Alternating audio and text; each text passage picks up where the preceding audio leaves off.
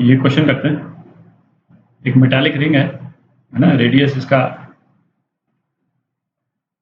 Are है, लेकिन ये किसी एक लिक्विड में फ्लोट कर रही, और एंगल ऑफ कांटेक्ट जो है मेटल और लिक्विड का वो थीटा है, और थीटा दे रखा है 90 डिग्री से ज़्यादा।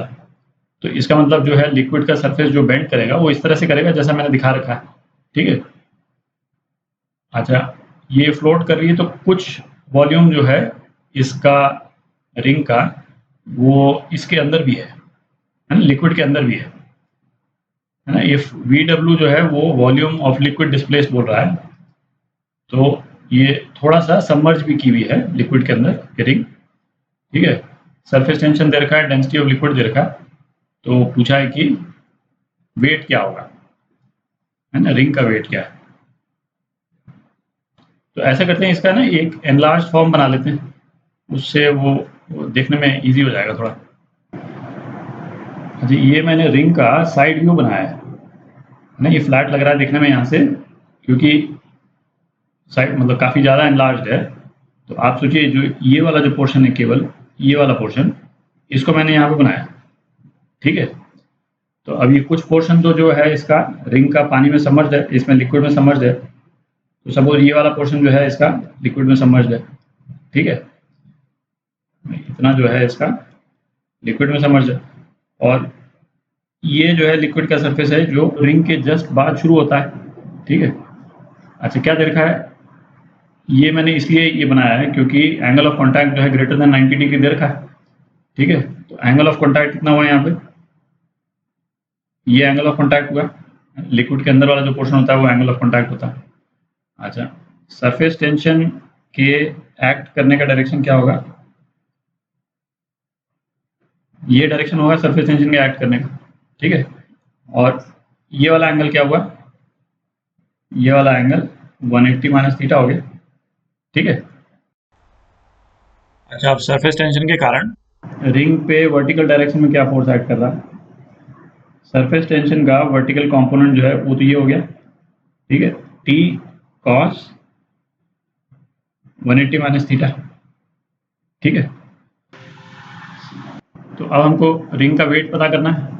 रिंग का वेट जो है वो दो चीज़ों से बैलेंस्ड है, एक तो buoyant force plus force due to surface tension.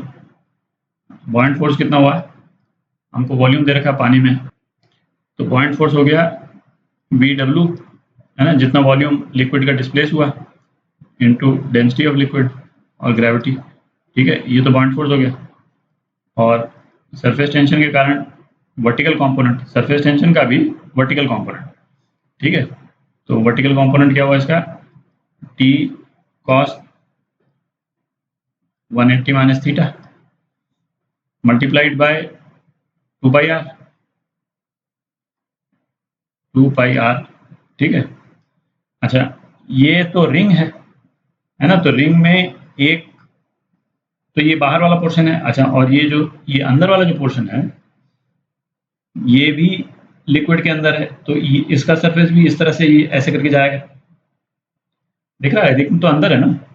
तो ये जो T cos theta 180, T cos 180 minus theta जो है वो रिंग के इनर साइड पे भी एक्ट करेगा और आउटर साइड पे भी एक्ट करेगा। ठीक है। तो इसलिए इसको 2 से मल्टीप्लाई कर देते हैं। क्लियर है। जैसे सपोज सपोज ये रिंग का विड्थ ही हो, है ना, ये रिंग का सपोज ये विड्थ है, तो सरफेस जो है वो इस तरफ से भी तो राइज करेगा। ठीक है। और ये रिंग है। ठीक है। तो इसी टाइप का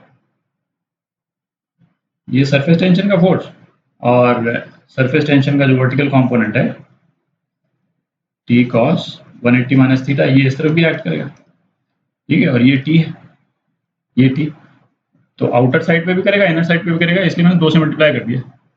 ठीक है। तो अब ये हो गया, वेट जो है वो रिंग का कितना आ जाएगा, V W omega G plus 2t cos theta, ये तो कॉस थीटा ही हो गया, sorry 4t cos theta into pi R, इसको अच्छे से लिख देते हैं, plus 4 pi R T cos theta. ठीक है, तो ये वेट हो गया, ये आपका आंसर।